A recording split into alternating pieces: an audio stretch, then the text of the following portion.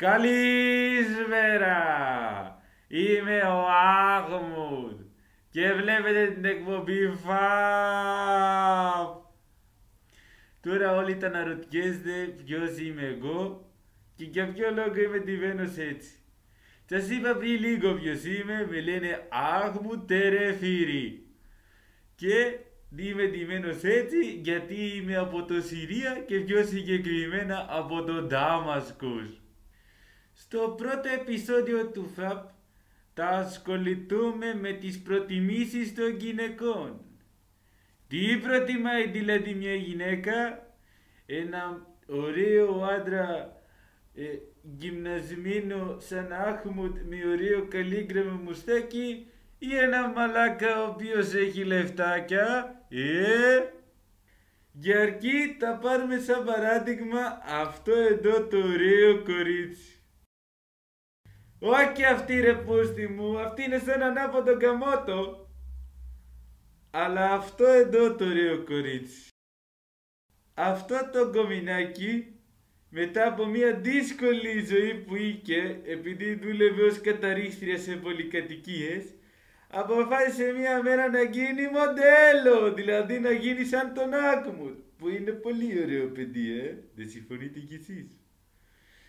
Το θέμα είναι πώς έγινε όλο αυτό. Προφανώς το κομμενάκι βρήκε κάποιο κύριο που ασχολιόταν με το χώρο του modeling. Πήγε, το βρήκε και αυτός ο κύριος που είναι δηλαδή ο μάνατζερ της είπε: εσύ μου δίνεις μουνάκι και εγώ σε κάνω διάσημη. Και μην πείτε τώρα ότι οι μάνατζερ δεν τα κάνουν αυτά. Το 99,9% αυτών των μαλάκων τα είναι κλασικό. Το αυτό κοριτσάκι, ας υποθέσουμε ότι είπε ναι στην πρόταση αυτού του κυρίου μάνατζερ. Και ξαφνικά από εκεί που κατάριζε σκάλες και δεν ξέρω και εγώ τι άλλο, έγινε διάσημη. Και απέκτησε και κρίμα. Πολλά λεφτάκια. Πάρα πολλά λεφτάκια. Άρα τι έκανε το κομμινάκι? Ξεπουλήθηκε για το κρίμα. Πολύ ωραία. Άρα θα την κρατήσουμε? Όχι! Θάνατος αυτή την καριόλα! Ας πάρουμε τώρα σαν παράδειγμα μια μέση Ελληνίδα γκομενάκι η οποία θέλει να φτιάξει τη ζωή της. Όχι πάλι αυτή! Γαμώ το σταγιά μου! Αυτό εδώ το γκομενάκι το οποίο είναι πάρα πολύ ωραίο. Και τώρα ας πάρουμε σαν παράδειγμα δύο άντρες. Ο ένας είναι κοντρούλης.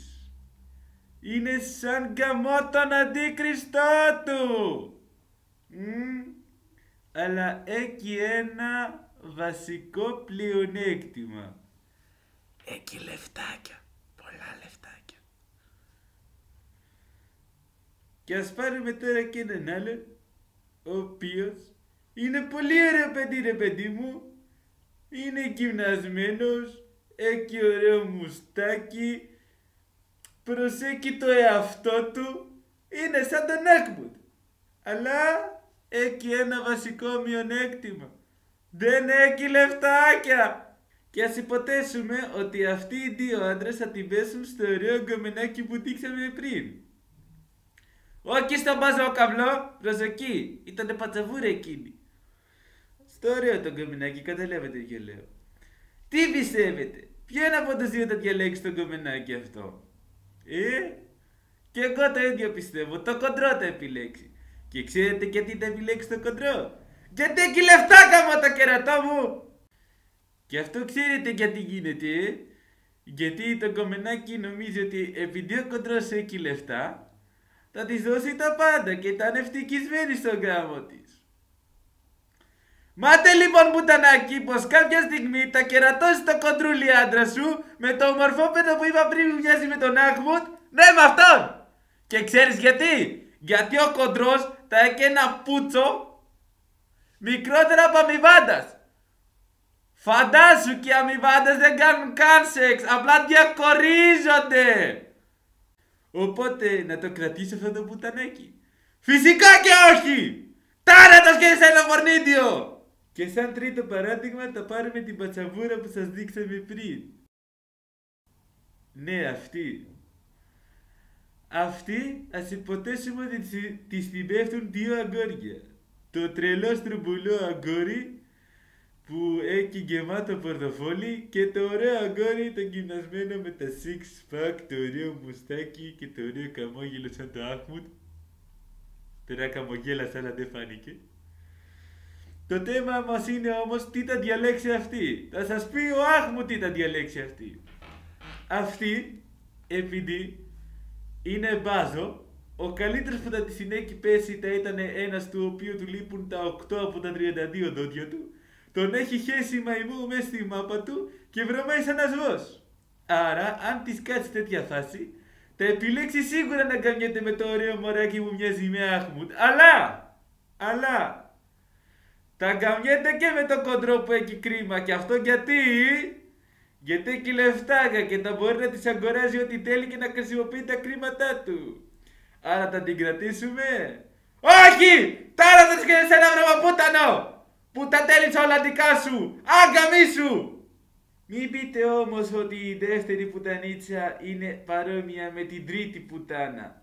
Γιατί η μία πρώτα πάει με τον έναν και μετά πάει με τον άλλον. Στην αρχή πάει με τον μάτσο για να εξασφαλίσει την οικονομική της ανεξαρτησία.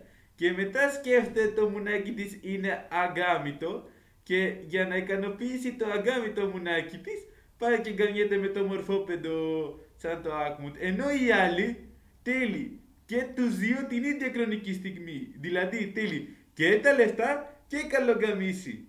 Συνεπώς η τρίτη είναι χειρότερη από όλες. Καταλάβατε τώρα?